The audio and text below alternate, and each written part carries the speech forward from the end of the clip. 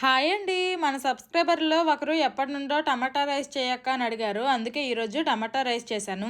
Last time ఒక వీడియోలో వెనకాల గార్డెన్లో వంట చేస్తా అని చెప్పాను. తర్వాత నేను పన్ను తీపించుకోవడం వల్ల ఇంక చేయలేదు. ఇప్పుడు తగ్గి అంతా బాగుంది. అందుకే వెనకాల గార్డెన్లో వంట స్టార్ట్ చేశాను. టమాటా రైస్ ఒక్కొక్కరు ఒక్కలా చేసుకుంటారు. నేనైతే ఇలా సింపుల్ గా చేసుకుంటాను. ఇది చేసుకునే ప్రాసెస్ కొంచెం వెజ్ బిర్యానీ లానే అనిపిస్తుంది. కాకపోతే అందులో ఎక్కువ కూరగాయలు వేసుకుంటాము. ఇందులో కూరగాయల ముక్కలు ఏమీ వేయకుండా ఎక్కువ టమాటాలు వేసుకుంటాము.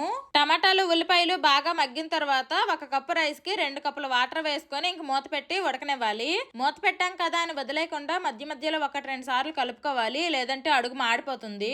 వాటర్ పోసిన స్టార్టింగ్ లో మీడియం ఫ్లేమ్ లో ఉడికించుకోవాలి. లాస్ట్ లో కొంచెం చెమ్ముందన్నప్పుడు సిమ్ లో పెట్టేయాలి. అంత చిన్న దానిలో వండుతున్నారు, అందరికి సరిపోతుందా అనుకోకండి. అన్నము చారు కూర ఆల్రెడీ వండేశాను, ఇది ఎక్స్ట్రా అనమాట. టమాటా రైస్ అయిపోగానే ఫస్ట్ నేనే టేస్ట్ చేశాను. ఈ వింటర్ సీజన్ కి సరిపడా స్పైస్ తో చాలా బాగా వచ్చింది. Bye bye.